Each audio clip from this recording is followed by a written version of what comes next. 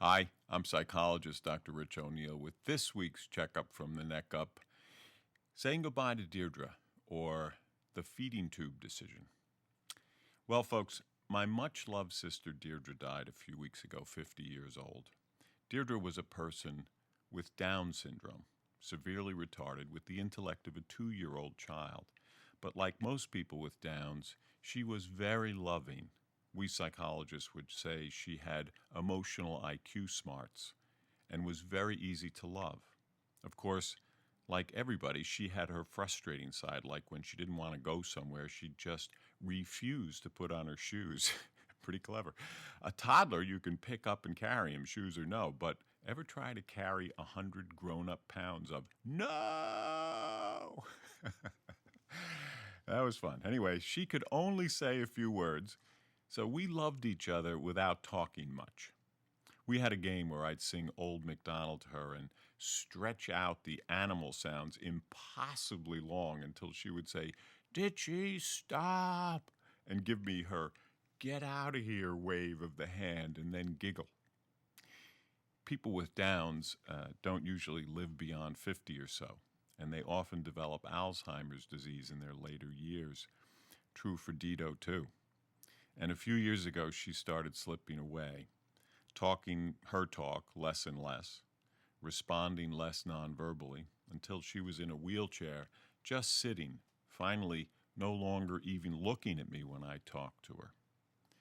I was her legal guardian, and about 8 months ago, she got less interested in eating, started losing weight.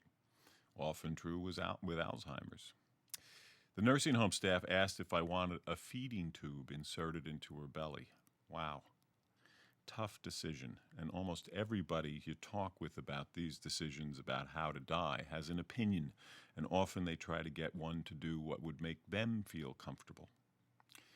I thought about it and thought she'd live longer, but she didn't enjoy anything anymore.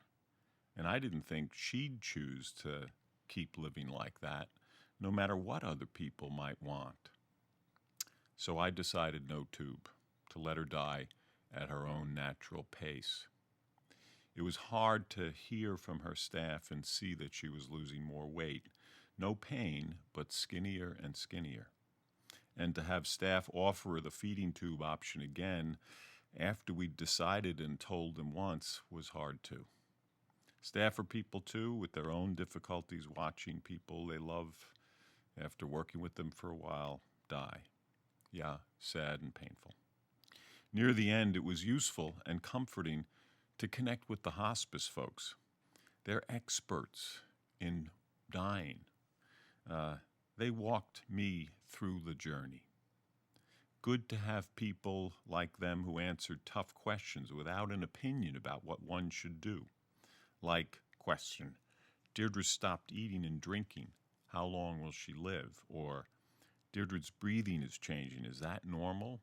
Is she suffering? The staff is offering oxygen. Will that make things easier for her or just prolong her dying?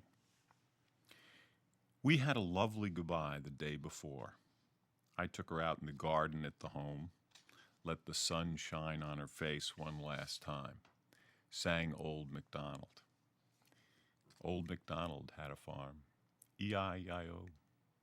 And on this farm he had some Didos, E-I-E-I-O, with a ditchy stop here and a ditchy stop there. Here a ditchy stop, there a ditchy stop, everywhere a ditchy stop. And then she did. Bye, sweetie. I'm Dr. Rich O'Neill. Thanks for tuning in.